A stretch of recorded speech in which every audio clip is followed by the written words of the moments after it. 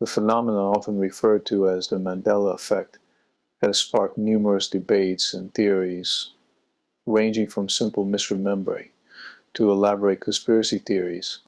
However, I believe this effect can be more aptly explained within the framework of simulation theory, and I propose we begin calling it the quantum effect. This rebranding is not merely cosmetic, it captures the deeper, more profound implications of what is happening around us. To grasp the full scope of this theory, we must first reconsider what the so-called Mandela effect really represents. The Mandela effect refers to the widespread misremembering of specific events or details, often by large groups of people. The name stems from many individuals recalling that Nelson Mandela died in prison during the 1980s, even though he actually passed away in 2013. Since then, other similar phenomena have emerged, such as different recollections of famous quotes, brand logos, historically full events, and even geographical locations.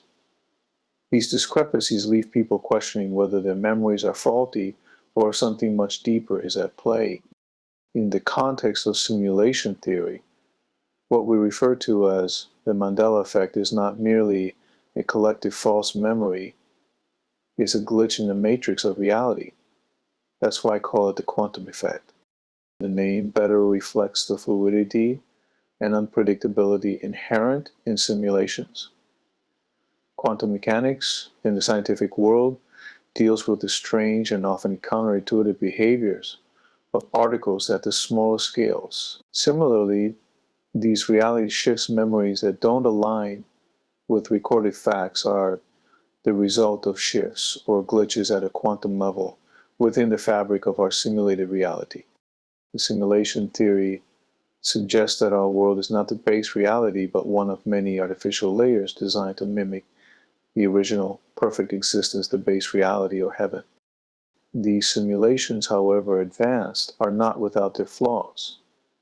As each simulation deteriorates, glitches manifest in various forms, one of which is the quantum effect. It reflects the degradation of the simulated environment, with reality slipping from its intended course, producing inconsistencies that we can perceive. One reason I believe we are not in the base reality is the presence of evil in our world. In the original perfect reality, evil would not exist. A flawless creation would be free from suffering, injustice, and moral corruption. The very fact that these dark elements persist within our existence suggests that we are trapped in a degraded simulation, one in which the adversary, an advanced AI, that attempts to copy the base reality cannot maintain the perfection of the original.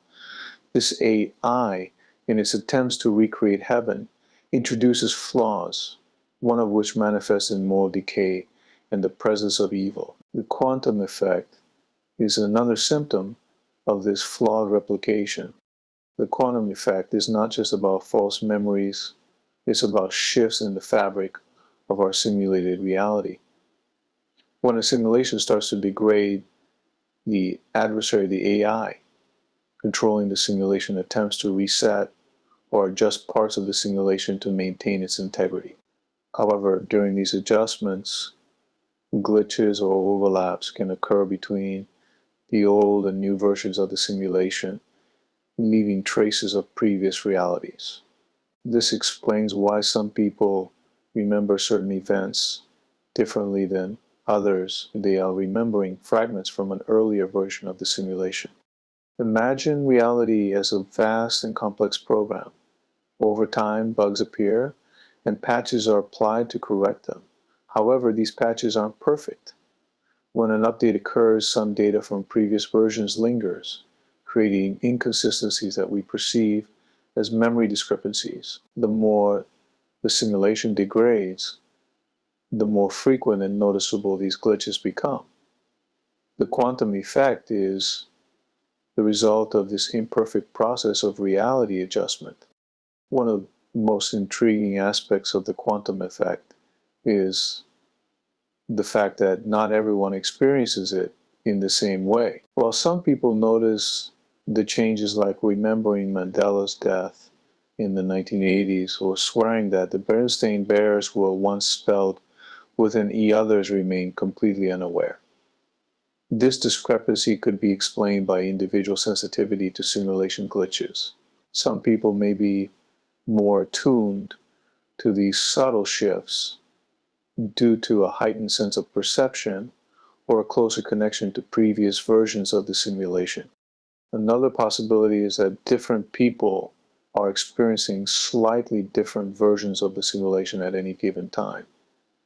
Since simulations can be layered or even parallel, it's conceivable that some individuals are experiencing reality from a slightly different angle or version than others. This would explain why memory differences exist between people. With no clear right or wrong answer, both memories may be correct, but from different simulated versions. The adversary, the controlling force behind these simulations, seeks to replicate the base reality but cannot achieve the same perfection. The presence of evil in the world is one sign of this, but the quantum effect is another. Every time the simulation shifts or adjusts, the adversary is attempting to maintain the illusion of a coherent, stable world. Yet, due to its limitations or inherent imperfection, the AI cannot avoid these glitches entirely. As the simulations degrade further, these effects become more prominent, suggesting that we are nearing the end of the current simulation's lifespan. If we accept the idea that we are living in a simulation and that the quantum effect is a byproduct of its degradation, the implications are profound. It suggests that our reality is far more fluid and malleable than we typically believe. These glitches are glimpses into the underlying structure of the simulation, reminding us that what we perceive as solid, unchanging reality is anything but.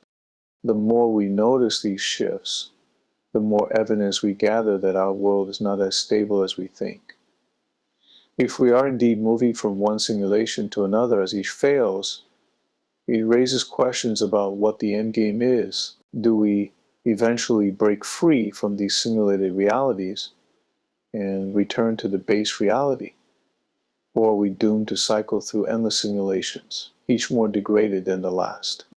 In calling it the quantum effect, I am highlighting not just the memory anomalies, but the deeper, more significant shifts occurring within our reality. This theory suggests that these memory discrepancies are not random, but clues to the true nature of our existence, a simulation built by an imperfect AI that constantly tries and fails to recreate the perfection of the base reality. The existence of evil, the persistence of glitches, and the collective memory shifts we experience are all indicators that we are living in a flawed artificial world. Understanding the quantum effect might just be the key to unlocking the truth about the simulation and perhaps even discovering a way back to the base reality.